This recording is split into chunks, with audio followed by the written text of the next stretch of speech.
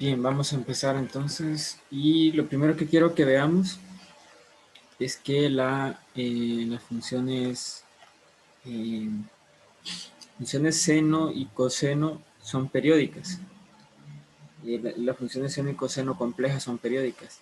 Y de hecho, el periodo que tienen es 2pi, similar a las funciones seno y coseno de variable real, ¿verdad? Que son periódicas con periodo 2pi.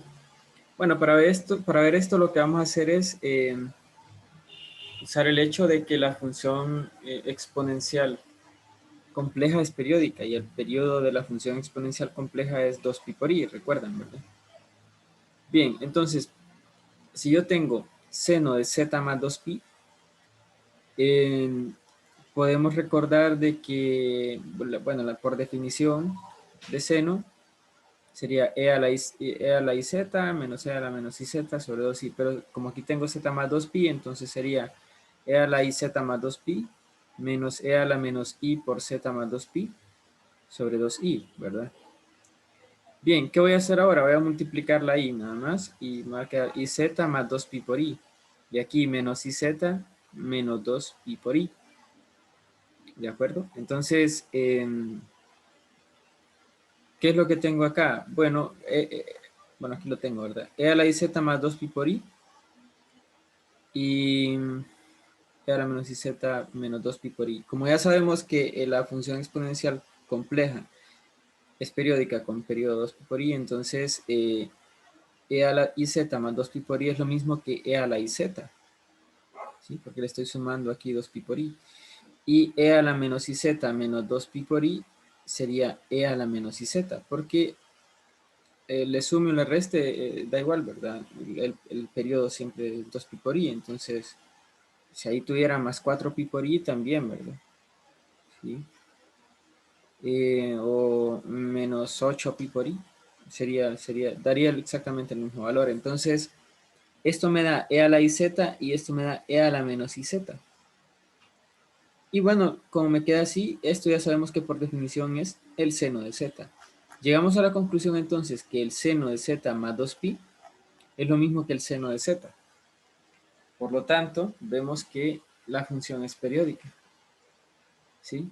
Tiene exactamente el mismo valor en z que en z más 2pi.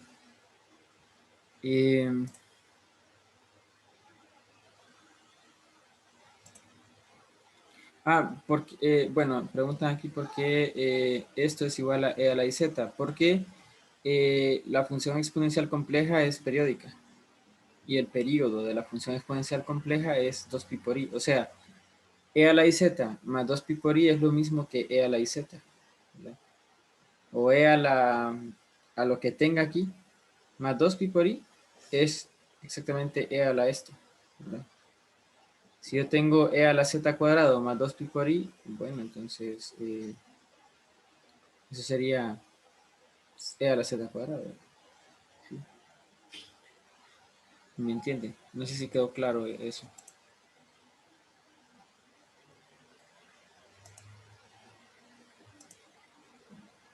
Muy bien. Entonces, el seno de z más 2pi es lo mismo que el seno de z. Por lo tanto, la función seno es periódica con periodo 2pi. Y lo mismo sucede para coseno. Coseno de z más 2pi es lo mismo que coseno de z, ¿verdad?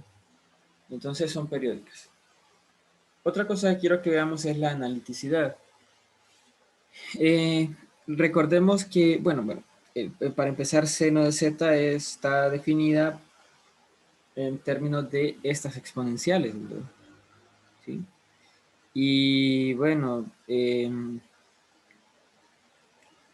la división de funciones analíticas es analítica siempre y cuando el denominador no sea cero, y la suma y resta de funciones analíticas pues sería siendo analítica, ¿verdad?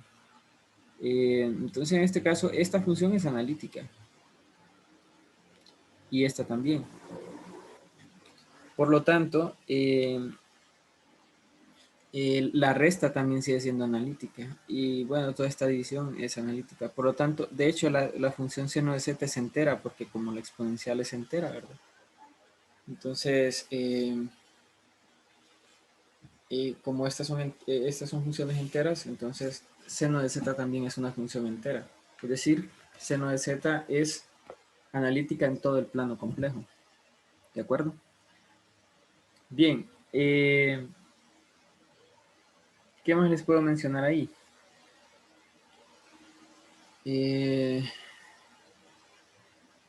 Bueno, que la función coseno también es una función entera, ¿verdad? La función coseno es una función entera. Eso es otra cosa que quería decir. Seno y coseno son funciones enteras, al igual que el exponencial. Bien, ahora con la derivada, si yo quiero derivar seno de z, pues tendría aquí la derivada de esto, ¿verdad? Que esta es la definición de seno de z. Y esto sería sacar la constante, que es 1 sobre 2i, por la derivada de esta resta, que sería la resta de las derivadas. Entonces me quedaría la derivada de, bueno, 1 sobre 2i por la derivada de e a la iz, que es i por e a la iz, menos la derivada de e a la menos iz, que es menos e a la menos iz, pero multiplicada por el menos quedaría más, ¿verdad? Entonces, como esta derivada está multiplicada por 1 sobre 2i, entonces queda así, ¿verdad? Y aquí puedo sacar como factor común la i y lo cancelo con esta i de acá, ¿verdad? Y lo que me queda es e a la iz más e a la menos iz sobre 2. ¿Y esto qué es? ¿Qué es esto?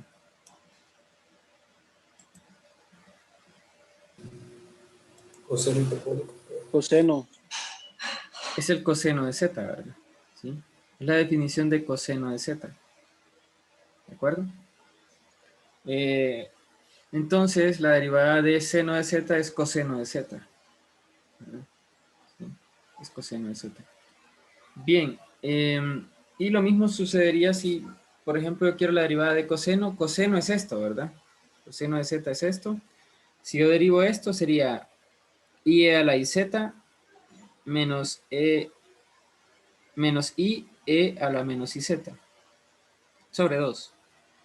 Entonces, multiplico por i y divido por i y me quedaría aquí i cuadrado e a la iz, que eso sería menos e a la iz, ¿verdad? Y aquí me quedaría menos i cuadrado eh, menos i cuadrado e a la menos iz, y esto sería 1, ¿verdad? Menos i cuadrado es 1, entonces me quedaría menos e a la iz más e a la menos iz sobre 2i. Si saco el menos de factor común, me quedaría e a la iz menos e a la menos iz sobre 2i multiplicado por un menos, ¿verdad? Entonces sería menos seno de z. Entonces la derivada de coseno de z es menos seno de z. ¿De acuerdo? Bien. Vamos ahora a buscar los ceros de seno y coseno.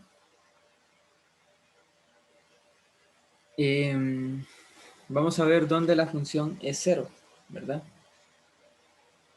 Para qué valores de z la función es cero. Y bien, lo que hago es usar el módulo, ¿verdad? Sí, recordemos que módulo de z es cero si solo si z es cero, ¿verdad? Si no, no es posible que sea cero. Entonces voy a usar el módulo de seno de z, ¿sí? Y en ese caso, pues, si el módulo es cero, pues también la función tendría que ser cero, ¿verdad? ¿Sí? Entonces, para el módulo de seno de z ya lo encontramos antes, sabemos que es la raíz cuadrada de seno cuadrado de x más el seno hiperbólico cuadrado de y no es solo igual a 0, esto me lleva a esta ecuación, ¿verdad? Y la única forma de que esta ecuación sea 0 es que tanto seno de x sea 0 como el seno hiperbólico de y sea 0.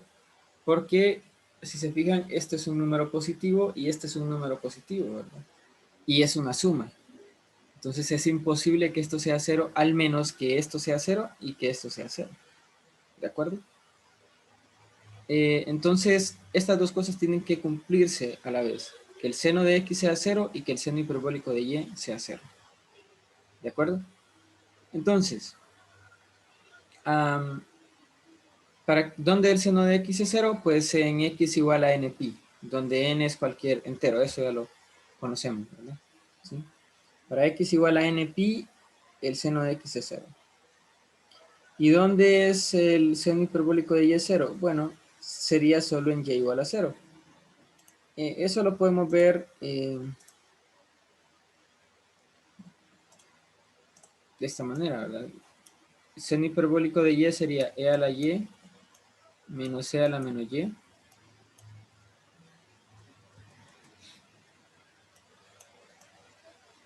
sobre 2. Para que esto sea 0, sucede que, bueno, el numerador tendría que ser 0, ¿verdad? O sea, e a la menos y, e a la y menos e a la menos y debe ser 0. Aquí podría multiplicar por e a la y a ambos lados, me quedaría e a la 2y menos 1 igual a 0. Y bueno, de esto puedo llegar a la conclusión de que e a la y es igual a más o menos 1, pero e a la y no puede ser menos 1, entonces me voy por la otra rama, ¿verdad? E a la y igual a 1. Y la única solución para e a la y igual a 1 es, es que y sea 0, ¿verdad? ¿Sí? Es la única forma. De hecho, también podemos ver la gráfica. Perdón. No, aquí está.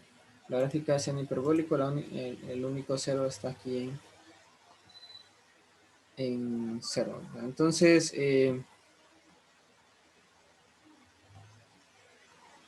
el seno hiperbólico de y es 0 solamente en y igual a 0. ¿Verdad? Entonces, los ceros del seno complejo están donde? En z igual a npi. O sea, la parte real es npi y la parte imaginaria es 0. Entonces sería npi más 0i, ¿verdad? Para cada z donde el seno es 0, donde el seno de z es 0. Entonces estos serían los ceros para el seno. Y para los de coseno pues estarían en z igual a 2n más 1 pi sobre 2, donde n es cualquier entero. También están en el eje real, ¿verdad? ¿Sí? Los ceros del seno y los ceros del coseno están en el eje real. Y tienen esta forma, ¿verdad? En el caso de seno y esta forma en el caso de coseno. Muy bien. ¿Está claro todo hasta el momento? ¿Alguna pregunta?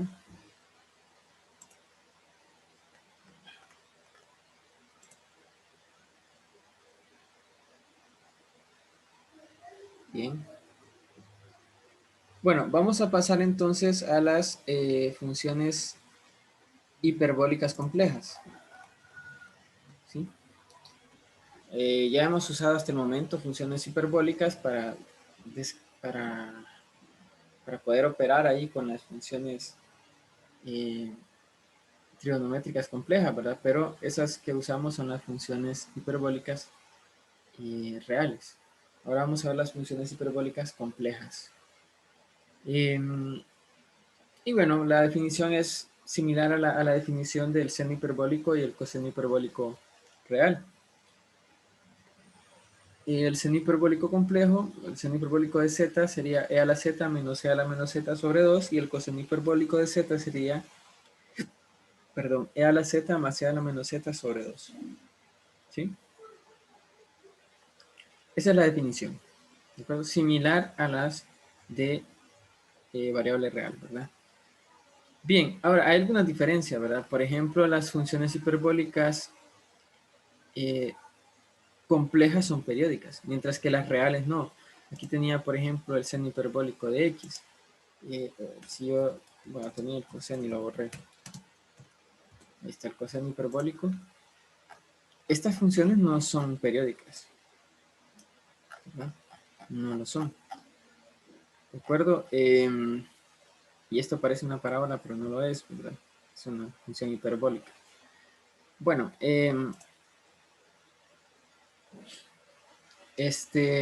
las funciones, entonces funciones complejas, las funciones hiperbólicas complejas son periódicas. Esa es una diferencia, ¿verdad? La otra diferencia es que tienen una cantidad infinita de ceros, y más adelantito vamos a ver vamos a encontrar los ceros del coseno hiperbólico, por ejemplo. ¿Sí? Hay algunas cosas que sí, ¿verdad? Son muy similares a las hiperbólicas reales, ¿verdad? Por ejemplo, la tangente hiperbólica de z es seno hiperbólico de z sobre coseno hiperbólico de z. El cotangente hiperbólico de z sería el coseno hiperbólico de z sobre seno hiperbólico de z, y la secante hiperbólica de z sería 1 sobre coseno hiperbólico de z, y así, ¿verdad? Cosecante hiperbólica pues sería 1 sobre seno hiperbólico. Además, en cuanto a la analiticidad de estas funciones, pues las funciones tanto seno y coseno son enteras, ¿verdad? Porque están definidas en términos de exponenciales. Lo mismo que expliqué arriba, ¿verdad? Solo que aquí pues habría que analizar un poquito más, ¿verdad? Porque bueno, sabemos que e a la z es entera, pero no sabemos si e a la iz es entera, por ejemplo. Pero, bueno, sí lo es, ¿verdad? Pero aquí directamente sabemos que e a la z es una función entera, ya lo hemos visto antes. Y e a la menos z también, ¿verdad?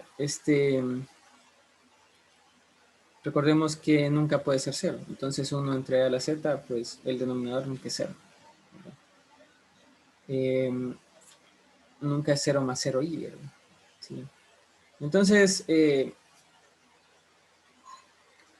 es una función entera, tanto el seno hiperbólico como el coseno hiperbólico. Y al momento de derivar, pues, vemos que, bueno, aplicando lo mismo, aquí sería la derivada de esta resta, ¿verdad? Que es la resta de las derivadas. Entonces, la derivada de e a la z, que es e a la z, y la derivada de e a la menos z, que es menos e a la menos z, multiplicada por este menos me quedaría más. Todo esto dividido por 2. Y esto que tengo acá es el coseno hiperbólico de z. Entonces la derivada del seno hiperbólico de z es coseno hiperbólico de z, así como en la de variable real, ¿verdad? Y también la derivada del coseno hiperbólico de z es seno hiperbólico de z, igual también que en la función de variable real.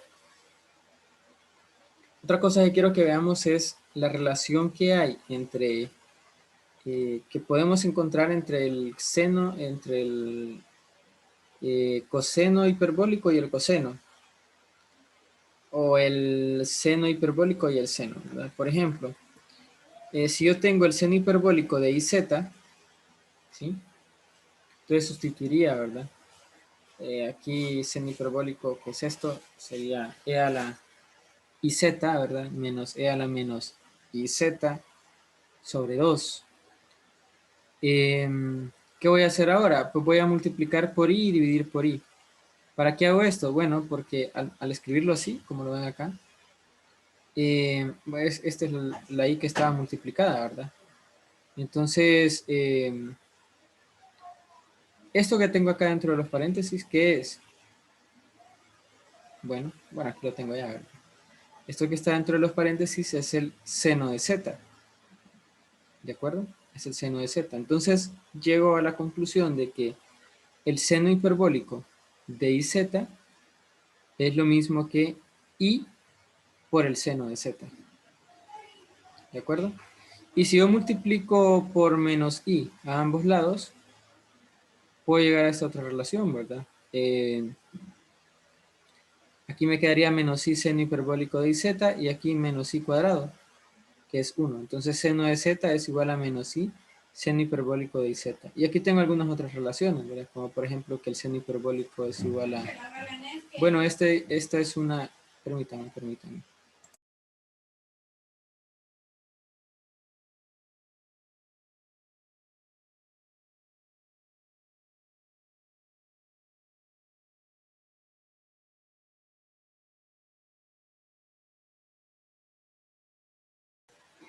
Bien, disculpen.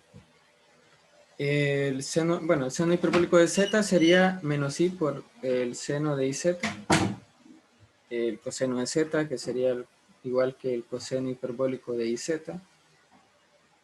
Y así, ¿verdad? Por ejemplo, el coseno hiperbólico de z igual a coseno de z, y también la tangente, ¿verdad? La tangente hiperbólica de i por z sería igual a i por tangente hiperbólica de z. Bien, vamos a hacer algunos ejercicios. Entonces, primero vamos a expresar el valor de el seno hiperbólico de este número complejo, seno hiperbólico de 1 más pi medios por i. Lo vamos a expresar en la forma a más pi, ¿verdad? Y bueno, solo hay que usar la definición, ¿verdad? El seno hiperbólico es e a la z, en este caso e a la 1 más pi medios por i, menos e a la menos z, o sea, e a la menos 1 menos pi medios por i, dividido por 2. Y bueno, aquí lo que voy a hacer es separar, ¿verdad? Lo que hemos hecho antes, separar. Aquí separo e a la 1 que sé, ¿verdad? Por e a la pi medios i. E a la pi medios i es, ya sabemos que lo podemos escribir como coseno de pi medios más i seno de pi medios, usando la fórmula de Euler, y aquí menos e a la menos 1 por e a la menos pi medios i, que es coseno de pi medios menos i seno de pi medios. Todo esto dividido por 2. ¿De acuerdo?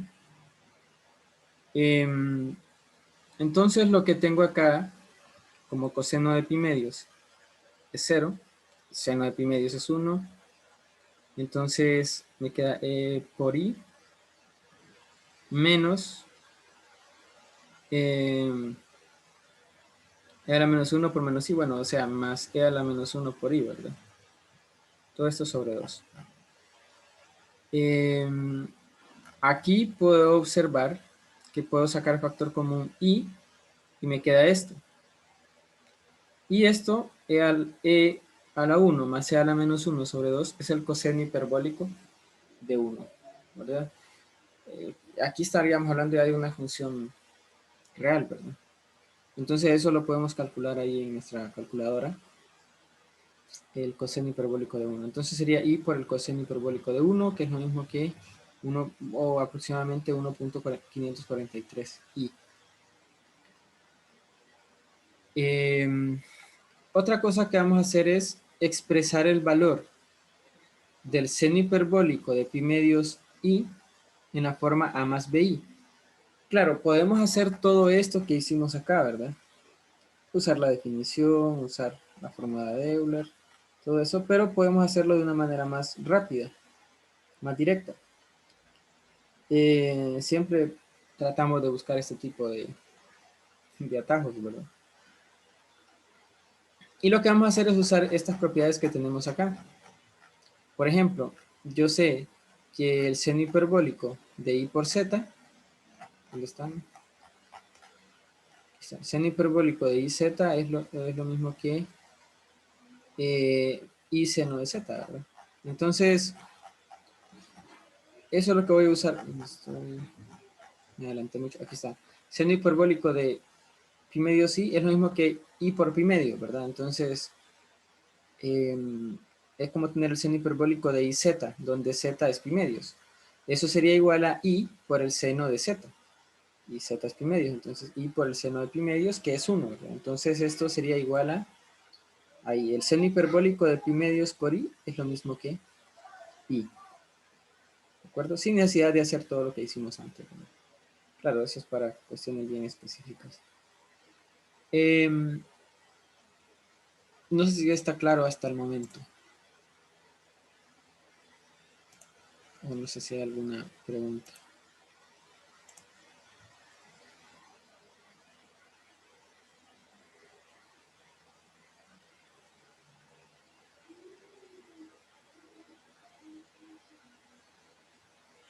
Muy bien. Bien.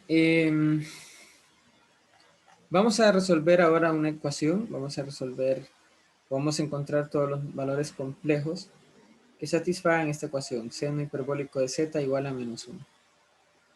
¿De acuerdo? Y lo que voy a hacer es usar la definición, ¿verdad? Voy a usar la definición. Sé que el seno hiperbólico de z es e a la z menos e a la menos z sobre 2, y eso debe ser igual a 1. Aquí multiplico por 2 a ambos lados, ¿verdad? Me queda e a la z menos e a la menos z igual a menos 2. Ahora multiplico por e a la z a ambos lados, ¿sí?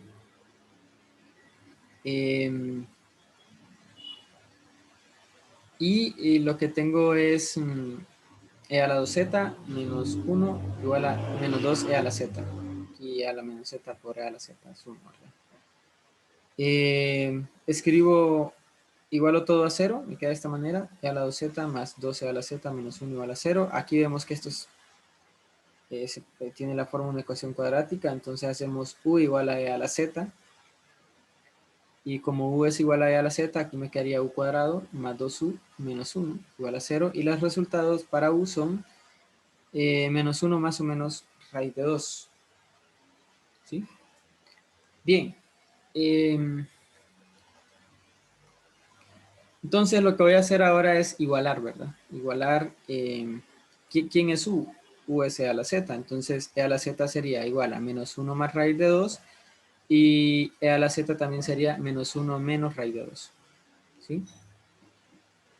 Y aquí ya sabemos que, bueno, voy a empezar con e a la z igual a menos 1 más raíz de 2.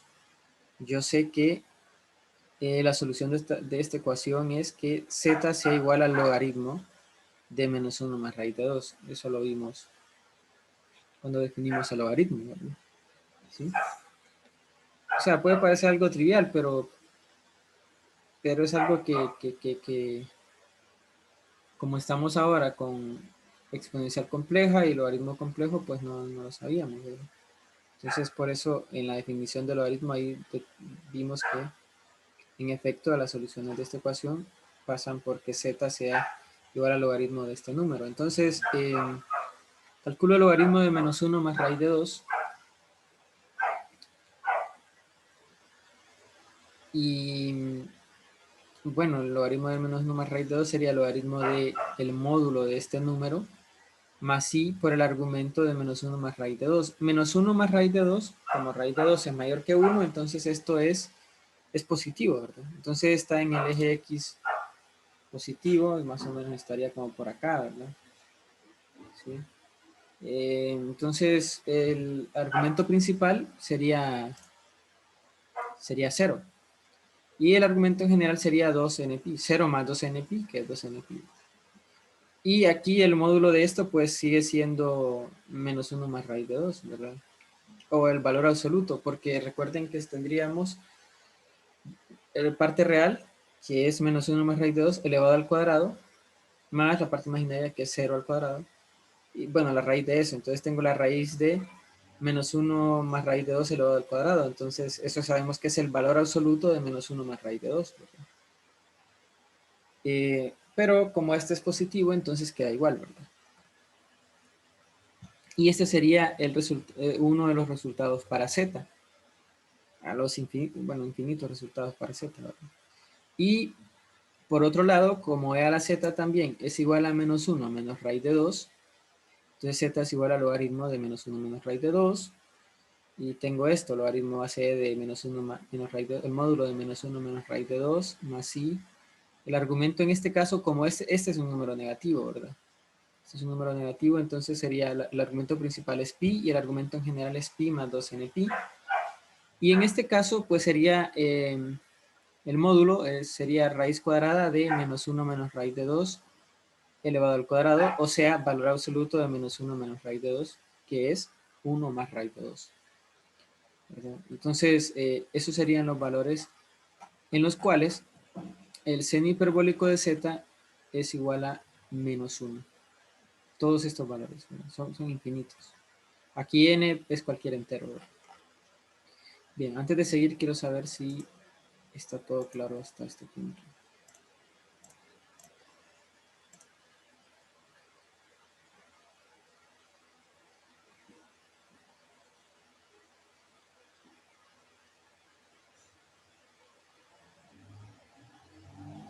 Muy bien.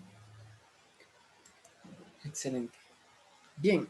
Ahora vamos a resolver otra ecuación, pero ahora lo que vamos a encontrar son todos los ceros del coseno hiperbólico. Porque el valor absoluto de este número sigue siendo este número porque raíz de 2 menos 1 es un número positivo. Raíz de 2 es mayor que 1. Aproximadamente es como 1.40 y tanto. 1.44 creo que es.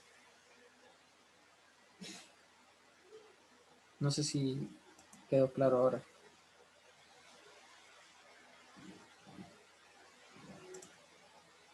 Muy bien. Excelente. Bien, vamos a encontrar entonces los ceros de coseno hiperbólico de z. ¿Sí? Otra vez uso la definición. Tengo e a la z más e a la menos z sobre 2, ¿verdad? Que es el coseno hiperbólico de z. Multiplico por 2 a ambos lados, me queda esto. Multiplico por e a la z a ambos lados, me queda esto que tengo acá, e a la 2z más 1 igual a 0. Hago el cambio de variable u igual a e a la z, entonces tengo aquí u cuadrado más 1 igual a 0, por lo tanto u es igual a más o menos i. Y entonces e a la z sería más o menos i. Y el z entonces sería el logaritmo natural de más o menos i. Entonces vamos a calcular el logaritmo de i y el logaritmo de menos i. En el caso del logaritmo de i, vemos que tenemos logaritmo base del módulo de i, que es 1, ¿verdad? El módulo de i es 1, más i por el argumento principal de i, como está, digamos, acá, ¿verdad? Entonces sería pi medios, y el argumento general sería pi medios más 2n pi, donde n es cualquier entero. Esto es 0, entonces lo único que me queda es z igual a i por pi medios más 2n pi. Y en el caso del logaritmo de menos 1, otra vez tengo aquí el logaritmo base del módulo de menos 1, que es 1, ¿verdad? Más i. En este caso el argumento es menos pi medios, ¿verdad? El argumento principal, porque estaría acá, menos i, ¿verdad? Es menos pi medios. Y el argumento en general es menos pi medios más 2n pi, donde n es cualquier entero. El logaritmo de 1 es 0, entonces solamente me queda i por menos pi medios más 2n pi, ¿verdad? Entonces vemos que hay infinitos valores de z para los cuales el coseno hiperbólico de z es 0. Y no solo eso, sino que todos están aquí en el eje imaginario, ¿verdad? ¿Sí? Todos están en el eje imaginario. Los ceros de seno y coseno complejos estaban en el eje real. Pero en este caso vemos que los ceros del coseno hiperbólico complejo están en el eje imaginario. Podrían buscarse los ceros del seno hiperbólico, ¿verdad? Para, como ejercicio podría ser. Y bien, para terminar hoy, quiero que veamos esta identidad que tenemos acá. Vamos a comprobarla. Ya sabemos que esto se cumple para el seno, ¿verdad? De hecho, si ustedes ven en el libro, una de las identidades que se cumple es esa, ¿verdad? Para el seno y el coseno de una suma, ¿verdad? Pero vamos a ver si se cumple esta identidad que tengo acá. Que el seno hiperbólico de z1 más z2 es el seno hiperbólico de z1 por el coseno hiperbólico de z2 más coseno hiperbólico de z1 por el seno hiperbólico de z2. Bien, aquí podríamos hacer esto simplemente usando la definición, ¿verdad? ¿Sí? Podría yo escribir que z1 es x1 más y1 y z2 es x2 más y2. Y tener ahí e a la z1 más z2 menos e a la menos z1 menos z2 sobre 2. sustituir ahí por x1 más y1 y x2 más y2. Y después simplificar todo eso, ¿verdad? Pero sería demasiado tedioso, demasiado tedioso. Entonces, ¿qué vamos a hacer? Bueno, vamos a usar una de las propiedades que vimos antes. Nosotros sabemos que el seno de z es igual a menos i seno hiperbólico de iz. ¿De acuerdo? O el seno hiperbólico de iz es lo mismo que i por el seno de z. Entonces, ¿qué vamos a hacer? Vamos a empezar con esta igualdad, que el seno hiperbólico de z1, se lo vuelvo a mostrar, que el seno hiperbólico de z es igual a menos i por el seno de iz. ¿Verdad? Entonces, ¿qué voy a tener? Que el seno hiperbólico de z1 más z2 sería lo mismo que menos i por el seno de i por z1 más z2. ¿Verdad? Esto me quedaría acá, menos i por el seno de iz1 más iz2. Bien, ahora, esta identidad nosotros la conocemos. Nosotros sabemos que el seno de a más b, y se cumple para complejos, ¿verdad? Para la función compleja. El seno de a más b sería el seno de a coseno de b más coseno de a por seno de b. ¿Verdad? Seno de a por coseno de b más coseno de a por seno de b. ¿Sí? Sí. Entonces, en este caso me quedaría menos i por el seno de iz1 coseno de iz2 más coseno de iz1 por el seno de iz2. ¿De acuerdo? Y esto que tengo acá, seno de iz es igual a ¿qué?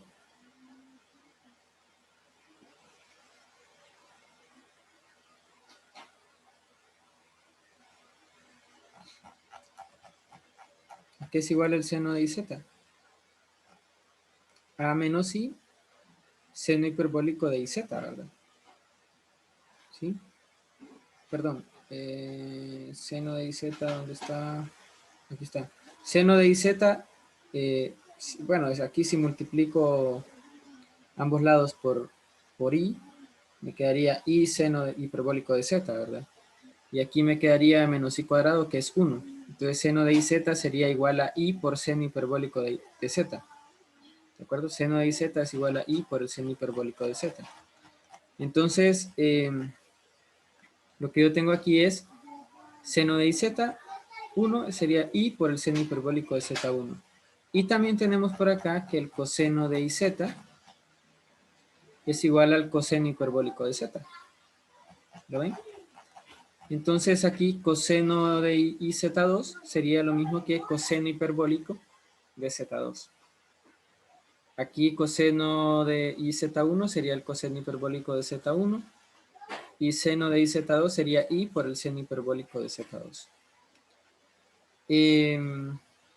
Si multiplico aquí menos i, ¿verdad?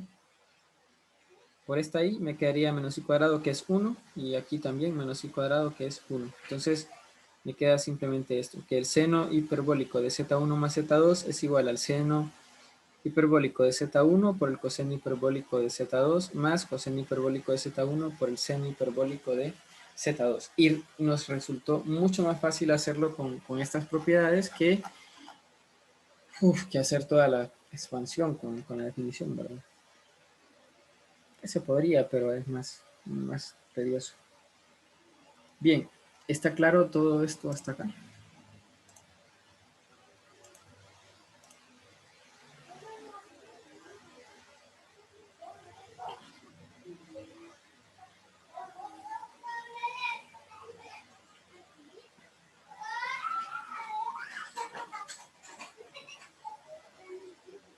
Muy bien, excelente. Entonces ahí terminamos las funciones hiperbólicas. Nos vamos a ver el lunes y el lunes vamos a ver las funciones trigonométricas inversas. ¿De acuerdo? Ya vamos a ver las trigonométricas inversas y bueno, eso es lo que quedaría ya solamente del el, del capítulo 4. Como vamos a tener tiempo, entonces vamos a hacer algunos ejercicios ahí más adelante, ¿verdad? No, mañana no tendremos clases.